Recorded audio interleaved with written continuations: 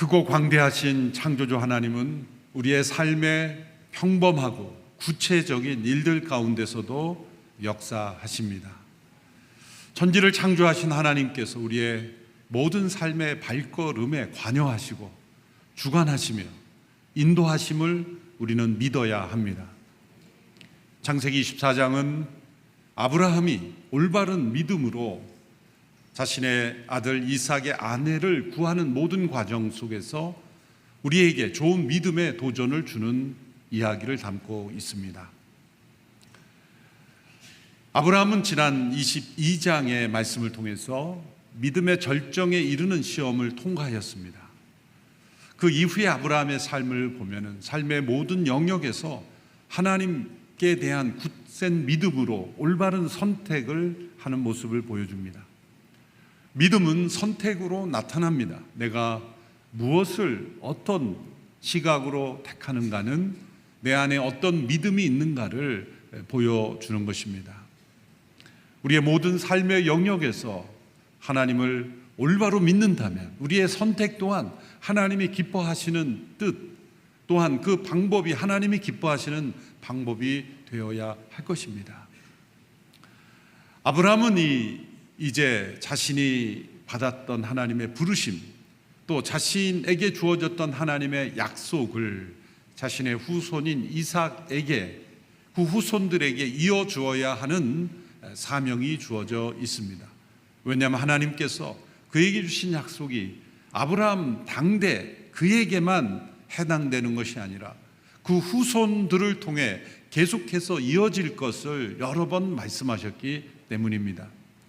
그래서 이삭의 아내를 구하는 것, 그것은 아브라함에게 너무나 중요한 일이었고 그의 믿음이 적용되어 표현되는 선택이어야 하는 것입니다. 7절의 말씀을 보면 아브라함이 믿음으로 이삭의 아내를 구하는 그 과정 속에 그의 믿음이 잘 표현됩니다. 7절의 말씀을 먼저 함께 읽어보겠습니다. 시작. 하늘의 하나님 여호와께서 나를 내 아버지 집과 내 친척의 땅에서 데리고 나오시고 내게 맹세해 말씀하시기를 내가 이 땅을 내 자손에게 줄 것이다 라고 하셨다. 그분께서 내 앞에 천사를 보내셔서 그곳에서 내게 내 아들을 위한 아내를 얻게 하실 것이다. 하늘의 하나님 여호와, 그분 하나님께서 나를 본토 친척 아비집을 떠나 이끌어 오셔서 맹세하시는 그 언약의 말씀은 이 땅을 내 자손들에게 줄 것이라는 약속이 포함되어 있었습니다. 이러한 하나님의 언약에 대한 믿음은 이삭의 아내를 하나님께서 반드시 하나님께서 예비하신 사람을 만나게 하실 것이라는 믿음으로 이어진 것입니다. 아브라함은 이 일을 자신이 신뢰하는 오랫동안 자신과 함께 살아온 종 엘리에셀에게 맡기게 됩니다. 엘리에셀은 창세기 15장에 의하면 그가 상속자로 삼으려고 했던 종입니다. 종이지만 너무나 신뢰하는 나머지 아들처럼 여기고자 했던 것이죠.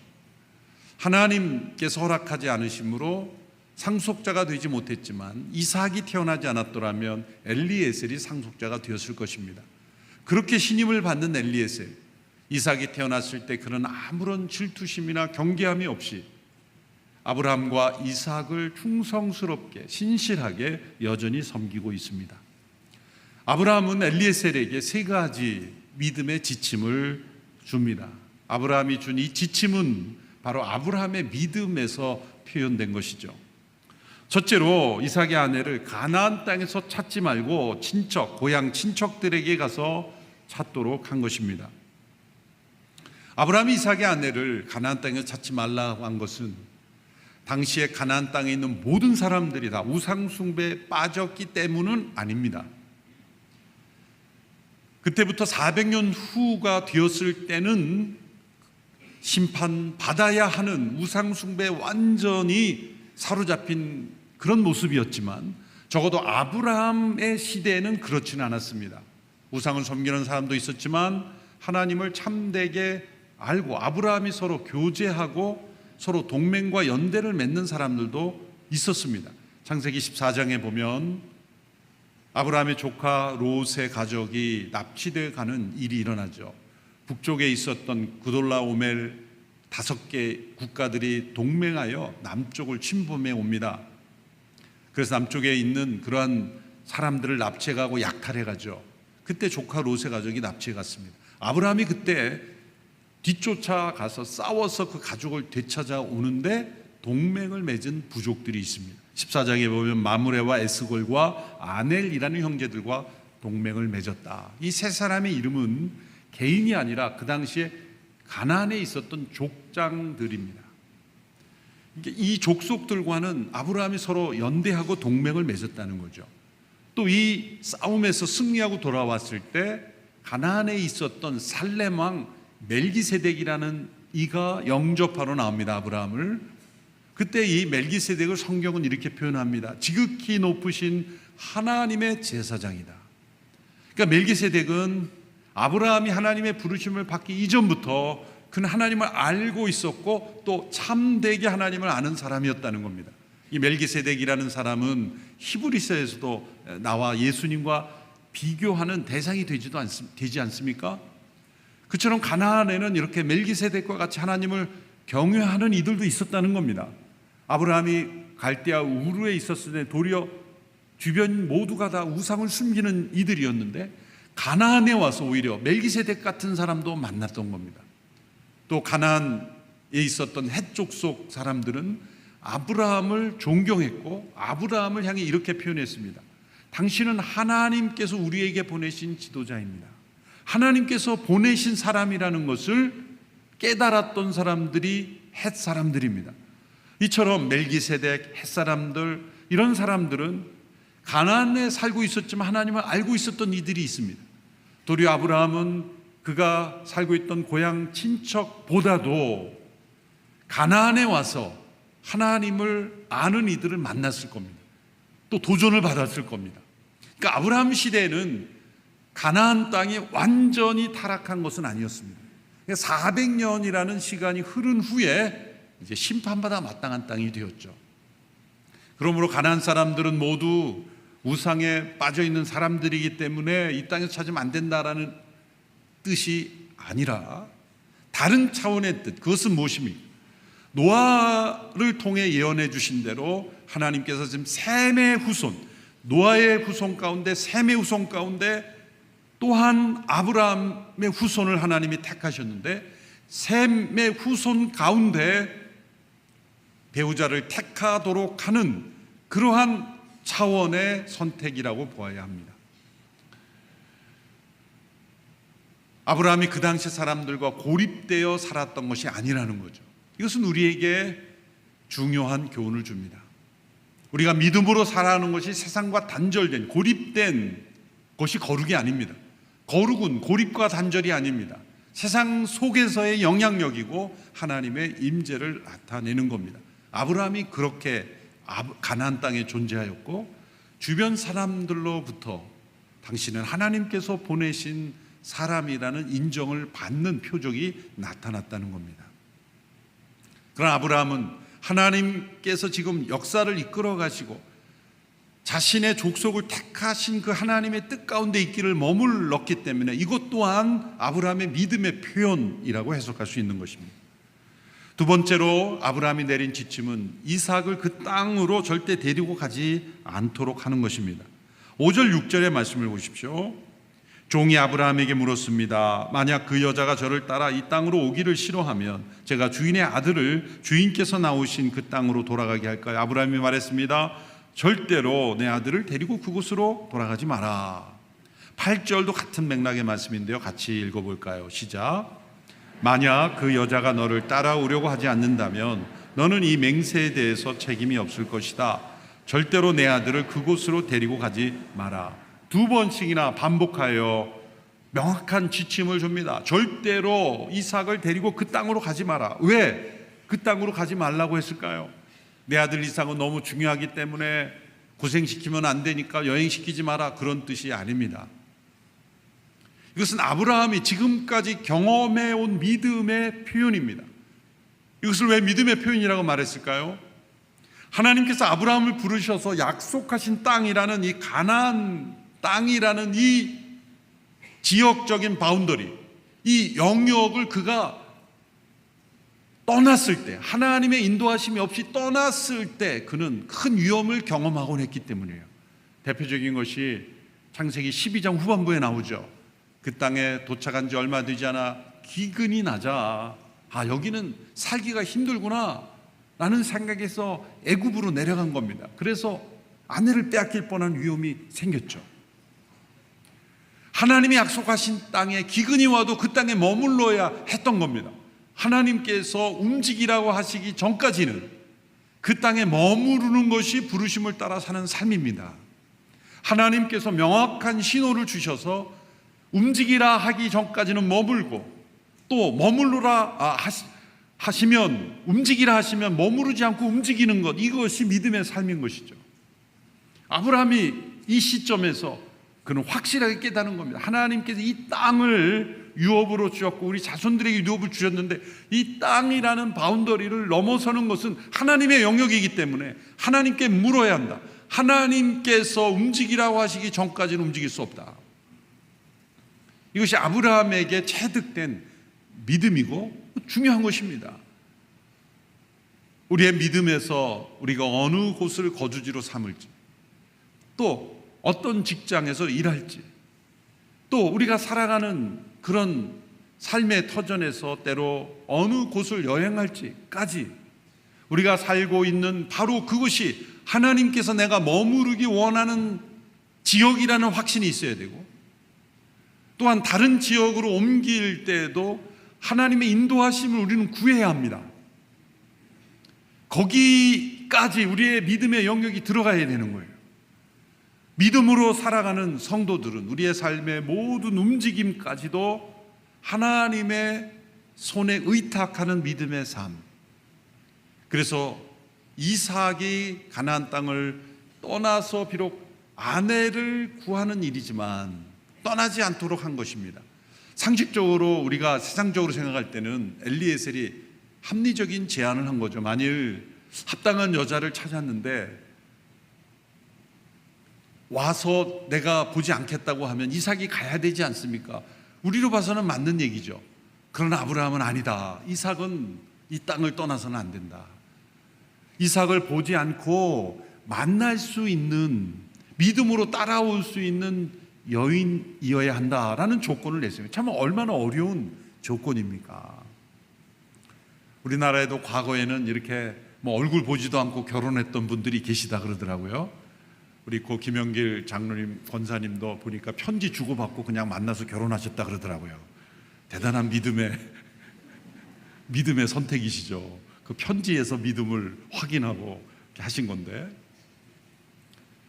정말 그런 차원의 헌신, 믿음이 없으면 일어날 수 없는 만남인데 아브라함은 그것을 견지했다는 거예요. 믿음 때문에. 세 번째, 이 아브라함이 이 엘리에셀에게 믿음의 확신을 불어넣어 줍니다. 아까 우리가 함께 잠시 읽은, 좀 전에 읽은 이 7절의 말씀에 나오죠. 하나님께서 반드시 인도해 주실 것이라는 확신이 아브라함에게 있었습니다. 우리 7절의 말씀을 우리 다시 한번 읽어볼까요? 시작. 하늘의 하나님 여호와께서 나를 내 아버지 집과 내 친척의 땅에서 데리고 나오시고 내게 맹세해 말씀하시기를 내가 이 땅을 내 자손에게 줄 것이다 라고 하셨다. 그분께서 내 앞에 천사를 보내셔서 그곳에서 네게 내 아들을 위한 아내를 얻게 하실 것이다. 아브라함은 어떻게 하나님께서 반드시 이삭의 아내를 엘리에셀에게 만나게 해줄 거라는 확신을 가질 수 있었을까요?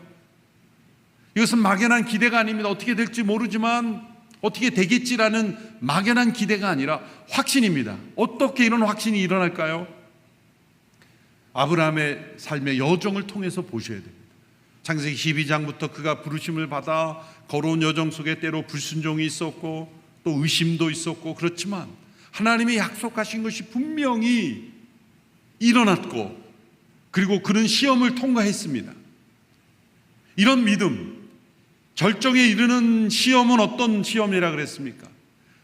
하나님께서 구체적으로 말씀하지 않으셔도 예측할 수 있는 믿음, 내다볼 수 있는 믿음, 미래를 바라보는 그런 믿음이라고 말씀드렸습니다. 아브라함에게는 지금까지 자신을 부르셔서 인도하신 하나님께서 그 후손들을 통해 그 약속을 이어가신다고 하셨으니 이삭에게 합당한 아내가 분명히 하나님이 준비하셨을 것이고 이 여정을 통해 하나님이 만나게 하실 것이라는 확신이 있었던 겁니다. 여러분, 이런 믿음은 얼마나 축복된 것입니까? 우리의 인생의 발걸음에 하나님께서 반드시 이루실 것이라는 확신을 가진 발걸음은 얼마나 복된 것입니까? 여러분, 이러한 믿음에 우리 모두가 이르게 되기를 축원합니다. 단순히 하나님은 살아계셔, 하나님은 역사하셔, 그런 믿음 정도가 아니라 하나님은 역사하시는데 나의 삶을 통해 역사하기를 원하시고 나의 미래에 하나님이 이러한 일을 이루실 것이라는 그런 확신을 하나님께로부터 얻는 믿음에 이르게 되기를 바랍니다. 하나님은 그렇게 하시는 하나님이세요. 불가능한 것이 아닙니다. 믿음으로 하나님과 동행하는 사람은 나의 다음 걸음에 하나님께서 어떻게 일하실지를 예측할 수 있게 돼요. 바라볼 수 있게 됩니다. 기대하게 됩니다. 그 믿음이 우리의 삶을 인도하시는 하나님과 동행하는 삶이, 그래서 아브라함이 이삭의 부활을 바라보고 이삭을 담대하게 믿음으로 번제물로 바칠 수 있었던 것이죠. 그것은 적용하는 믿음이요, 내다보는 믿음이요, 예측하는 믿음이요, 앞을 기대하는 믿음이요, 하나님이 이루실 것을 확신하는 믿음이었던 거죠. 아브라함에게 이런 믿음이 있었습니다. 하나님께서 여러분의 미래의 가정에, 또한 여러분의 자손의 가정에 하나님께서 이루실 일을 미리 여러분에게 알려주심으로 믿음으로 그 발걸음을 걷는 그런 믿음의 영역에 우리 성도님들이 다 이르게 되기를 축원합니다. 아브라함이 이런 믿음의 세 가지 원칙을 엘리에셀에게 불어넣어 주었을 때, 놀랍게 엘리에셀은 그 믿음을 자신의 믿음으로 받아서 자기 자신의 원칙으로 세 가지 표현되는 것이 나타납니다. 첫째로 엘리에셀은 자신의 모든 행동의 목표가 아브라함의 하나님을 경배하고 찬양하는 것이 되기를 원했습니다. 이 아브라함의 신실한 믿음이 24장 전체에 걸쳐서 나타납니다. 믿음은 언어를 통해 나타나죠. 누군가 말하는 것을 가만히 들어보면 믿음이 있는 사람인가 없는가가 나타납니다. 믿음은 반드시 표현되게 되어 있어요. 그리고 믿음은 반드시 선택을 통해 나타납니다. 엘리에셀이 고백한 것을 네 구절만 간략하게 뽑아보면 이렇게 고백합니다. 그는 12절에서 내 주인 아브라함의 하나님 여호와여 이렇게 고백하고, 26절에 보면 그러자 아브라함의 종이 머리 숙여 여호와께 경배를 드리며, 27절 내 주인 아브라함의 하나님 여호와를 찬양합니다. 48절 우리 함께 읽어볼까요? 시작. 그리고 저는 머리 숙여 여호와께 경배를 드렸습니다. 저는 바른 길로 인도하셔서 내 주인의 형제의 딸을 그 아들에게 주신 아브라함의 하나님 여호와를 송축했습니다. 그가 이삭의 아내를 구하는 과정 속에도 하나님을 경배했고 머리 숙여 하나님을 찬양했습니다. 하나님 만나게 하신 이후에도 하나님을 송축했습니다. 왜 아브라함의 하나님이라 그랬을까요? 엘리에셀이 아브라함을 통해서 하나님을 알았기 때문이에요.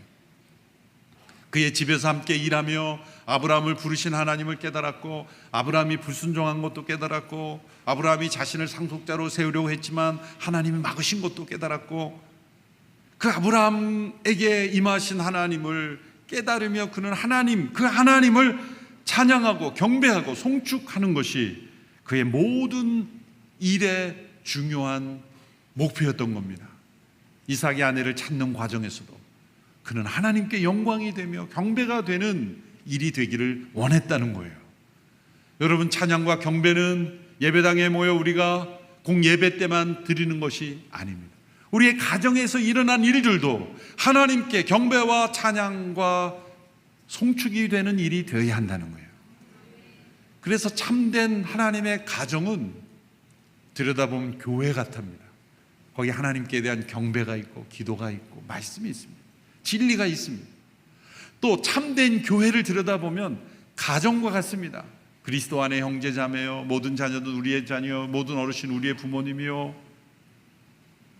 이 가정과 교회는 두 기관이 창조주 하나님께서 직접 창설하신 두 기관이기에 서로 연결되는 겁니다. 정말 행복한 가정이 되기를 원하십니까? 교회 같은 가정이 되기를 추구해 보십시오. 정말 행복한 교회가 되기 원하면 가정 같은 교회를 추구해 보십시오. 가정과 교회는 서로 연결되는 거죠. 엘리에셀의 이 신앙을 보십시오. 그는 이삭의 아내가 만나는 이 과정을 통해서 아브라함의 가정을 통해 하나님의 영광 받기를 원하셨던 그 소중한 믿음이 우리에게 있습니다. 우리에게 있어야 되는 믿음이 바로 이런 믿음입니다. 하나님, 나의 삶을 통해 하나님께서 영광 받으시기를 원합니다. 하나님께 찬양이 되기를 원합니다. 하나님께 경배와 송축이 되는 나의 삶의 발걸음이 되게 하옵소서. 우리가 하고 있는 모든 일들, 우리의 직업, 우리의 가정, 우리의 자녀의 미래, 모든 것이 하나님께 영광이 되게 하소서. 그것이 믿음의 기도로 세워지는 모습이죠. 두 번째, 엘리에셀이 이런 기준을 세웠습니다. 자신이 보기에 좋은 사람이 아니라 하나님께서 택하신 사람을 찾는 것이다. 12절의 말씀을 개정 번역으로 읽어보면 이런 말씀이 있습니다. 그가 이르되 우리 주인 아브라함의 하나님 여호와여, 원하건대 오늘 나에게 순조롭게 만나게 하사 내 주인 아브라함에게 은혜를 베푸시옵소서. 이 말씀의 이면에는 내가 정하는 것이 아닙니다. 내가 보기에 좋은 것을 택하는 것이 아닙니다. 하나님께서 예비하신 사람을 순조롭게 만나게 해 주십시오. 중요한 관점입니다. 전혀 다른 시각이죠. 가정을 이루는 배우자를 찾을 때 내가 보기에 좋은 면을 보는 것이 아니라 하나님 보시기에, 하나님이 예비하신 사람을 만나게 해 주십시오. 그렇다고 하나님이 내가 싫어하는 사람을 강제로 만나게 한 그런 하나님은 아니세요. 그런데 사람은 좋아 보이는 면을 따라가기 쉽기 때문에 그 좋아 보이는 면보다 더 중요한 것은 하나님이 예비하셨느냐 이겁니다. 그렇다면 내가 부족하게 보이는 것도 하나님께서 능력으로 채워주실 것입니다. 우리가 직장에서도 함께 일할 사람을 찾거나 또 내가 일할 직장을 찾거나 어떤 나의 삶의 선택에 있어서 내가 보기에 좋은 사람이 아니라, 좋은 일이 아니라, 좋은 영역이 아니라 하나님께서 나를 위하여 예비하신 그 사람, 그 길, 그 일로 내가 향하게 해 주십시오. 그것이 믿음의 기도로 세워지는 삶인 것이죠. 그 차이를 우리가 구별할 수 있다면 정말 하나님이 인도하실 겁니다. 저희 오늘 꽤 많은 교육자들이 있어서 목회자를 택할 때 이제 최종적으로 제가 담임 목사로서 택할 때 하나님이 기뻐하시는 기준은 뭘까? 그래서 제가 생각하면서 적용하고 있는 것이 있어요. 이제 여러분들의 후보가 있어서 인사위원회 또 여러 목회 리더십에 이렇게 여러 검증을 통해서 이렇게 저에게 마지막 데이터가 올 때 이게 숫자가 점점 줄죠. 제가 반드시 질문하는 한 가지는 지금까지의 인생에서 가장 겪은 고난은 무엇인가? 그리고 고난을 통해서 하나님께로부터 배운 것은 무엇인가? 그것을 필수로 물어봐요. 어떤 분은 너무 평탄한 삶이라서 저는 그렇게 생각나는 고난이 없습니다. 그러면 점수가 쭉 깎이고 고난을 얘기합니다. 제가 어렸을 때 부모님이 사업에 실패하셔서 신문을 돌리면서 제가 학교생활 점수가 막 올라갑니다. 그 과정 속에서 만난 하나님, 왜 이 고난의 지수를 제가 높이 평가하는가? 우리 성도님들이 고난당하고 어려움 속에 있을 때 그 공감할 수 있는 그 체험, 그 고난의 체험이 하나님 보시기엔 소중한 영적 자산이다. 소중한 영적 자산이다. 그래서 하나님께서 다 뜻이 있으셔서 고난을 젊은 사람이 좀 허락하셨을 텐데 그 고난 속에서 하나님을 깊이 만났다면 그것이야말로 가장 중요한 목회 영적 자산이 아니겠는가? 목회는 지식으로 하는 것도 아니고 지능으로 하는 것도 아니죠. 하나님의 마음으로 하는 것인데 사람들이 보기에 좋은 것이 아니라 하나님 보시기에 좋은 것이 무엇일까?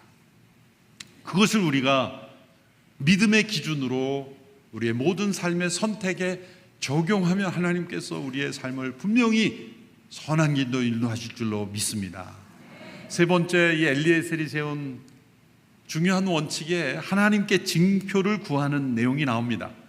하나님의 주권을 인정하며 지혜롭게 증표를 구하는데요, 14절의 말씀에 보면 엘리에셀이 아주 흥미로운 증표를 구합니다. 14절 말씀 우리 같이 읽어볼까요? 시작. 제가 어떤 소녀에게 물동이를 내려 내가 물을 마실 수 있게 해달라고 할 때 그녀가 드십시오, 제가 이 낙타들도 물을 마실 수 있게 해드리겠습니다 라고 하면 바로 그녀가 주께서 주의 종 이삭을 위해 정하신 사람으로 여기겠습니다. 그곳으로 주께서 내 주인에게 자비를 베푸신 줄 알겠습니다. 자, 엘리에셀이 하나님께 드린 증표의 내용은 자신이 우물로 가서 한 소녀에게 물을 달라고 할 때 자신만이 아니라 자신이 데리고 있는 낙타에게까지 물을 주는 소녀가 있다면 그 소녀가 하나님이 이삭을 위해 택하신 소녀인 줄 알겠습니다 라는 거예요. 자, 왜 우물인가? 당시에 여인들을 공개적으로 만날 수 있는 장소는 우물이었어요. 당시 남자들이 고약하죠. 이 힘든 물 기르는 거를 여자들 시켰다는 거예요. 그래서 밤에 물을 길러오는 여인들이 있었기 때문에 여인들을 만날 수 있는 곳이 어떤가 생각해보면 딱 나오는 거예요. 우물로 가면 되겠다. 어느 마을이든지 우물에 가서 기다리고 있으면 여인들이 계속 오니까 그 마을의 여인들을 다 관찰할 수 있는 장소가 우물이었던 거예요. 그래서 우물에 간 거죠. 근데 내가 목이 말라 물을 좀 주십시오라고 할 때 여기 있습니다라고 뭐 물을 댔습니다로 안 주는 사람은 쳐다볼 것도 없겠죠. 그런데 물을 주는데 나만 주는 게 아니라 부탁도 안 했는데 자발적으로 먼저 낙타에게까지 물을 주겠습니다라고 한다면 얼마나 헌신적이에요. 이 낙타라는 동물을 조사해 보니까 낙타는 이 사막의 기후에 적합한 것이 목마름을 거의 느끼지 않고 장시간을 여행할 수 있기 때문에 이 낙타가 사막에 여행하기에 좋은 동물이죠. 그런데 목마름을 잘 느끼지 않지만 한번 물을 마시기 시작하면 엄청나게 마신다는 거예요. 막 몇십 리터를 마셔야 된대요. 그러니까 이 낙타 한 마리에 물을 마시는 거는 사람에게 물 한 모금 이렇게 한 컵 주는 거하고는 다른 차원인 거예요. 그래서 엘리에셀이 그걸 알기 때문에 아주 힘든 조건을 내세운 거예요. 상상하기 힘든 조건이에요. 더군다나 24장을 자세히 읽으면 엘리에셀이 그때 데리고 간 낙타의 수가 10마리예요. 10마리. 뭐 한 마리도 아니에요. 10마리. 그러니까 보통 여인 같으면 한 마리만 어떻게 해보겠는데 10마리를 다 내가 퍼다가 마시게 하려면 이건 보통 일이 아닌 거죠. 보통 헌신적인 태도가 아니면 이건 말할 수가 없는 내용이에요.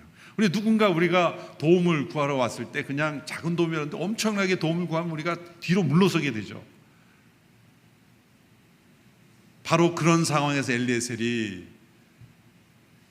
내 낙타들에게까지 물을 먹이운다면 하나님이 택한 사람인 줄 알겠습니다. 그런 증표를 제시한 거죠. 참 지혜로운 증표라고 생각합니다. 중요한 것은 이 엘리에셀이 증표를 구했다는 게 아니라 이 증표를 구한 사람이 엘리에셀과 같은 믿음의 사람이었다는, 그 말은 우리의 모든 삶의 순간마다 이렇게 증표를 구하며 하나님께 나아가서는 안 된다는 거예요.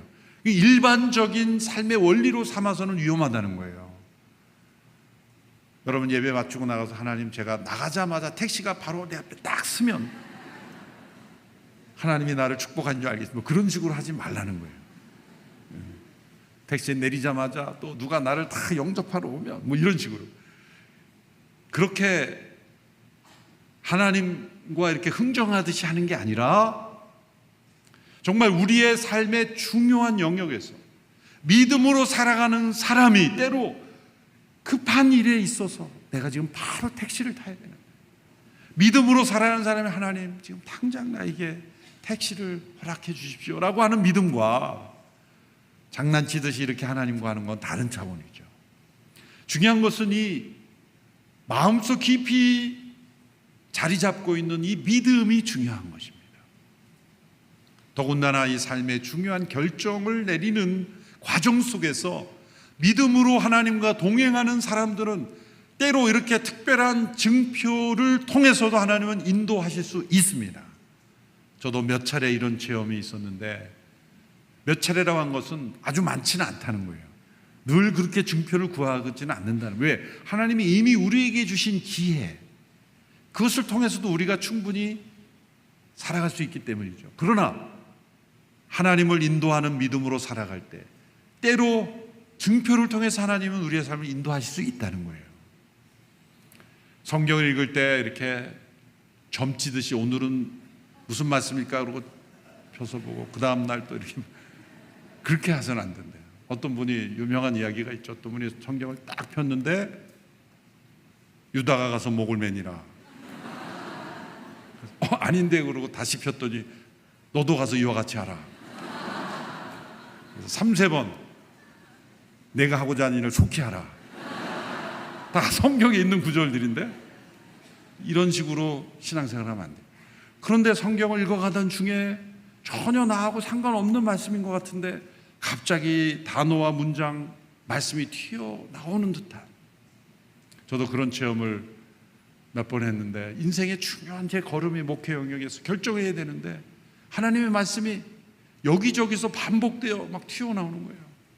책을 읽는데도 이렇게 발문이라 그러죠. 강조하는 성경 구절을 했는데 전혀 이 내용과 상관없는 성경 구절이 거기 있고, 그 다음날 또 CGN을 봐도 그 말씀이 또 나오고, 권사님들이 특송을 하는데 또 그 말씀이 나오고, 계속해서 이렇게 전혀 다른 상황인 것 같은데 저에게 그 말씀이 반복되어 보일 때 하나님이 이 말씀을 통해 나를 인도하시는 거라고 확신할 수 있는 거죠.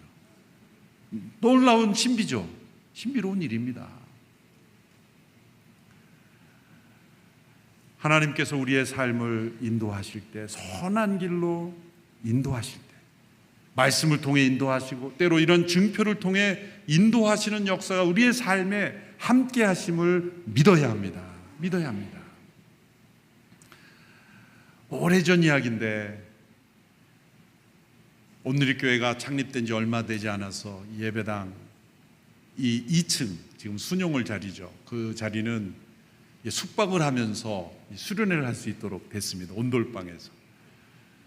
제가 대학 때 그 방에서 모여서 수련회를 했었어요. 온누리교인이 아닐 때. 근데 저녁 집회를 마치고 다 잠자리에 들었는데 그날 저녁 집회에 강사 목사님이 우리를 깊이 재우는 말씀을 해주셔서 이제 편안하게 잠자리에 들 수 있었어요. 저는 깊이 자고 있는데 난리가 난 거예요, 기도가. 그래서 저를 막 깨우는 거예요. 그래서 저쪽 편에서 지금 유아실 쪽에서 이렇게 문을 열고 들어갔는데 저를 향해서 성령이 충만한 한 자매가 말씀을 암송한 거예요. 저는 깜짝 놀랐죠. 다들 막 성령에 사로잡혀서 구르고 회개하고 난리가 난 거예요. 저는 깊은 잠에 빠졌다가 이제 불려 나와가지고 그 말씀을 받았는데 그걸 잊어버리고 있었어요. 그런데 이 담임 목회자를 청빙하는 과정에서 이게 하나님의 뜻인가 아닌가를 구할 때 그 순영홀에서 이제 장로님들 면접을 인터뷰를 하는데 그 사건이 바로 그 장소였던 거예요. 그 장소. 그 말씀을 하나님이 주셨어요. 몇십 년 전에 있었던 그 일이 바로 그 말씀이 그 자리에서 일어난 그 사건을 제가 경험합니다. 이 하나님의 말씀이, 영원하신 하나님 우리의 삶을 인도하실 때 이렇게 한순간도 말씀을 그냥 흘려버리시는 말씀이 없다라는 것, 그것을 체험하게 되었습니다. 우리가 읽는 하나님의 말씀, 우리의 삶에 일하는 모든 일들이 하나님이 그냥 흘려버리시는 것이 없다는 것, 믿음으로 살아가는 모든 성도들의 삶을 하나님은 선하게 인도하시는 줄로 믿고 우리가 살아가야 될 줄로 믿습니다. 여러분의 삶 속에 믿음의 발걸음이 되기를 바라고 그 믿음의 발걸음에 하나님의 선하신 만남과 인도하심이 있게 되기를 축원합니다. 기도하겠습니다. 하나님 아버지, 크고 놀라우신 하나님께서 우리의 삶에 구체적으로 인도하심을 믿습니다. 우리 모든 성도들의 삶에 선택이, 믿음의 선택이 되게 하여 주시옵소서. 예수님의 이름으로 기도하옵나이다. 아멘.